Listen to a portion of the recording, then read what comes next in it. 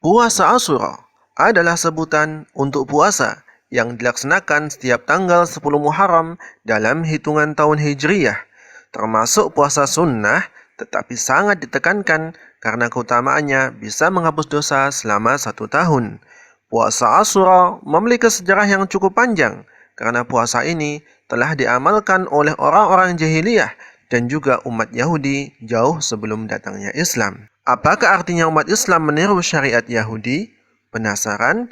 Tonton video ini sampai selesai agar mendapatkan informasi yang utuh dan lengkap. Tapi sebelumnya, jangan lupa subscribe dulu ke channel ini dan nyalakan lonceng notifikasinya agar selalu update dengan video-video terbaru dari kami.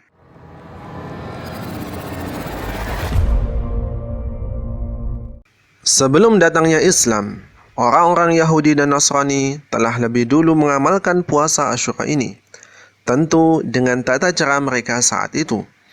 Mereka berpuasa pada tanggal 10 Tishri dalam kalender Yahudi atau 10 Muharram, bertepatan dengan Hari Raya Yom Kippur, salah satu hari raya yang dianggap suci oleh orang-orang Yahudi. Mereka berpuasa sebagai bentuk rasa syukur kepada Allah karena pada hari itu Bani Israel diselamatkan oleh Allah Ta'ala dari Fir'aun dan bala tentaranya. Kaum Arab jahiliyah, orang-orang Quraisy juga memiliki kebiasaan berpuasa setiap tanggal 10 Muharram atau dulu mereka menyebutnya bulan Safarul Awal. Selain berpuasa, mereka juga mengganti kain Ka'bah dan melakukan perayaan. Rasulullah Shallallahu Alaihi Wasallam pun juga melaksanakan puasa itu saat masih berada di Makkah. Namun, puasa Asyura yang diamalkan Rasulullah Shallallahu Alaihi Wasallam saat di Makkah hanya untuk beliau sendiri. Beliau tidak pernah sekalipun memerintahkan kepada para sahabatnya untuk mengamalkan puasa tersebut. Setelah Rasulullah Shallallahu Alaihi Wasallam hijrah ke Madinah, beliau melihat orang Yahudi Madinah melakukan puasa itu. Bahkan, mereka juga menjadikan tanggal 10 Muharram sebagai hari raya istimewa. Orang Yahudi sangat memuliakan hari itu.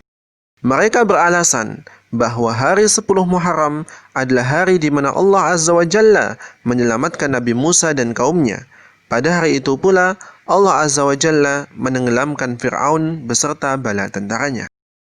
Nabi Muhammad SAW berpuasa Asyura ketika itu, dan beliau memerintahkan para sahabatnya untuk ikut berpuasa.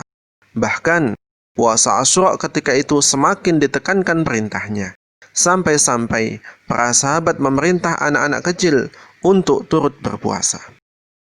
Ketika diwajibkan puasa Ramadan, Nabi SAW tidak memerintahkan para sahabat untuk berpuasa Asyura dan tidak terlalu menekankannya. Nabi SAW mengatakan bahwa siapa yang ingin berpuasa Asyura, silahkan berpuasa, dan siapa yang tidak ingin, maka tidak mengapa.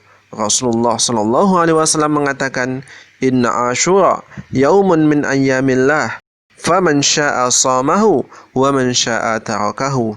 Sesungguhnya hari Asyura adalah hari di antara hari-hari Allah. Barang siapa yang ingin berpuasa, silahkan berpuasa.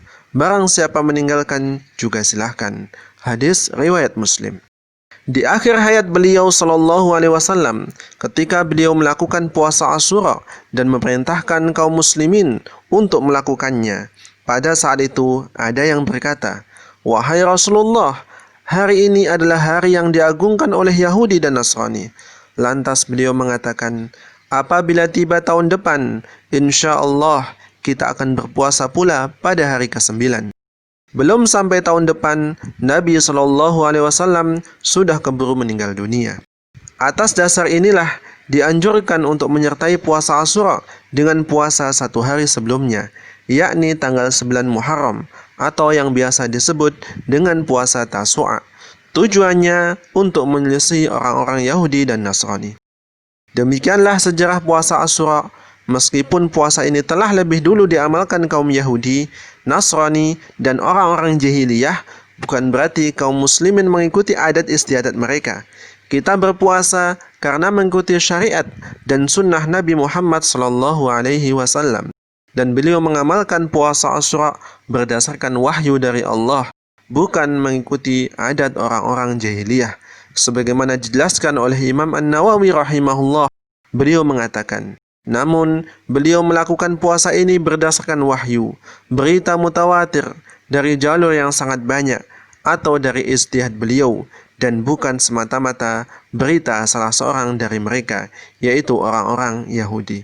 Wallahu a'lam. Sampai jumpa lagi pada video kami selanjutnya. Wassalamualaikum warahmatullahi wabarakatuh.